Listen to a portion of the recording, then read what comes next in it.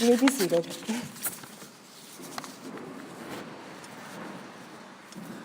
Hello, my name is Hattie Taylor, and you will be hearing this sermon from me today. And you've probably seen me around the church, and that's a good thing, because I'm your new seminarian from Pittsburgh Theological Seminary right down the road. This is my second year of seminary, which includes field education for our students there. We find a church, and we work in that church for about a year. So I chose St. Andrews for many reasons, including the Bible study, the staff, and the friends I'm making here. I'm thankful to be here, and I'm looking forward to learning more about how you show the love of Christ in your own way here. So our readings today were presumably from Paul and Mark. Both of these passages read are powerful and have too much to examine in one sermon. I want to look briefly at what Mark had to say before moving on to Paul. We are very familiar with the story of Jairus' daughter and the woman who was healed from her bleeding. Mark, I'm led to believe, but it's always contested, was the first to write down the gospel stories and was a template for Matthew and Luke. We find these two stories that we heard today from the gospel reading in Mark, also in Matthew and Luke. And as good storytellers, each writer tells a story in their own way. Mark very plainly tells us a story about the power of faith and the power of Christ, but does not answer the mysteries for us. He leaves potential questions right out in the open. From Bill Mounce's Greek translation of the bleeding woman, Jesus, knowing in himself that the power had gone out of him, end quote. This phrase definitely makes us question the nature of Jesus. Even after accepting that Jesus is God's Son and the Son of Man, it still catches me, at least, off guard to read that Jesus had powers. I can't help but think of these action hero movies that have just come out recently, and these powers are glorified, either man-made or granted. And I can't help but be drawn to the thought, were powers recharged in Jesus? Or were they endlessly supplied? Were they given by the Spirit? Etc. I don't think, and I know, that Jesus was not like these action heroes, irresponsibly angry, impulsive, needlessly violent. But yet, there is something that catches us off guard about this section. Jesus could heal the woman without even knowing where or who she is. Her healing happened without even touching his skin. Jesus insisted that the woman, even after she had felt herself become healed, reveal herself to him because of her faith. There's something truly profound about that. Now, this is not to say that today, if you are not healed from your illness, you haven't been believing hard enough. I think that is a dangerous leap to take simply because this story is miraculous. Again, it's left in the story format by Mark. There are no attempts to theologically break down this passage, maybe like Paul would do in some of his letters. We just do not know, fully understand God's ways, and yet there's a possibility that we never will. But if that wasn't miraculous enough, the next chain of events includes raising Jairus' daughter from the dead. Now, you recall in a few scenarios in the Bible where people were raised from the dead, Old and New Testament. But that count is not much more than a handful of people. Bonus points if you know or can name a few or all of the people who were allegedly raised from the dead. Even after the news reached the crowd that Jairus' daughter had died, Jesus said, "Do not be afraid, only believe." There's that faith again, that powerful mystery that yields a living daughter at the end of the passage. We know this is a rare occurrence, and we can assume that his daughter wasn't raised for a specific reason other than family love and heartbreak. It's just a bit of a mystery why this happens. I struggle sometimes with the idea that I will hopefully, prayerfully, be a pastor someday. It's not because I don't think I'm equipped. I will be equipped as long as I'm obeying God and asking for guidance or help from you around me. But I struggle with the idea of being a pastor because I know I will have to use Jesus as an example.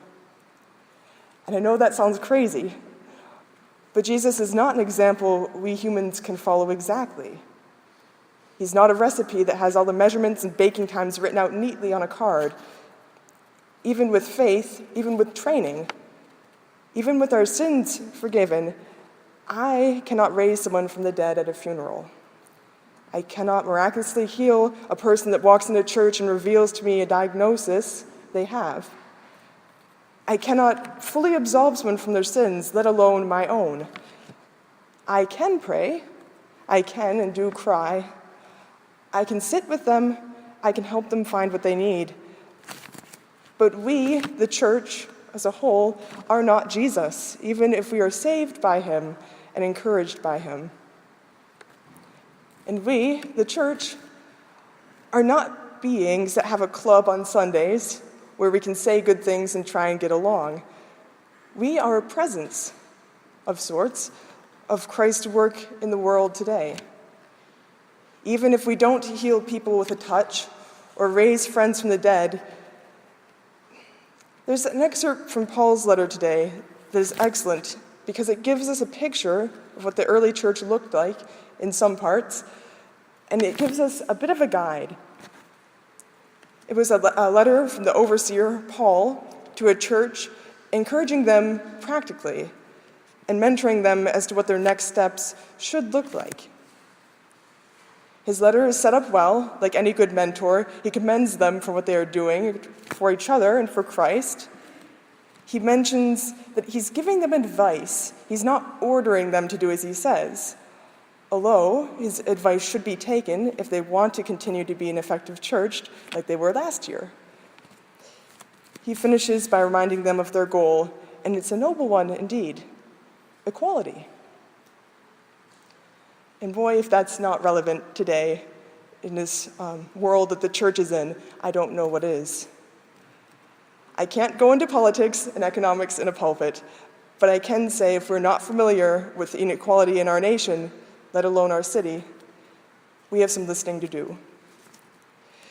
If we draw our attention away from immigration policies and rainbow banners, we might be surprised by the stories around us, even in this room right now, of inequality. Ones that we have never asked about, or ones that we've always held back. Does it make you feel helpless when the news is full of inequalities that are miles away from you, ones that you can't just jump onto a plane and know exactly where to go and what to do when you get there? So how are we, a seemingly privileged bunch, when I get the general feel of the neighborhood, a presence of Christ in this world? Is it through donation? Is it through voting? How about conferences? Youth bringing new ideas, book studies, coffee hour. And the answer is yes, and. It seems Paul is saying that through our willingness, not always through our money, we make Christ happen. Verse 11 and 12, now finish the work so that your eager willingness to do it may be matched by your completion of it, according to your means. For the willingness is there. The gift is acceptable according to what one has, not according to what one does not have. Here, in this place, maybe even in the Church Universal, our willingness to give is going to be felt in personal relationships. We can say, we know everyone in church, but still that people slip quietly and comfortably back into the world without trying to get to know them.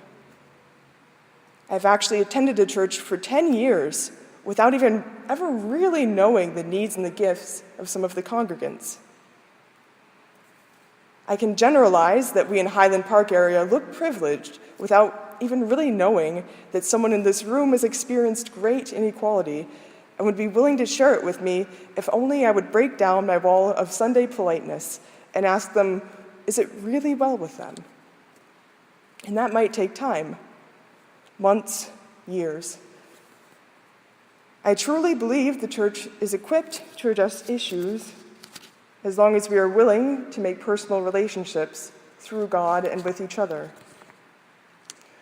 Though we may not have miracles to convince the crowds that we are the heirs of the true God, nor do we even have a universal theology that will unite all religions, let alone all denominations, we have hearts full of love, even for the unlovable, if we really can break down our assumptions and try to form personal relationships.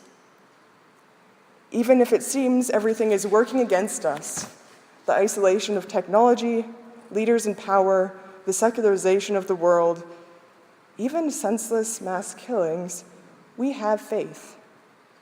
The same faith Jesus told Jairus to have, the same faith that healed the woman. We have faith in us.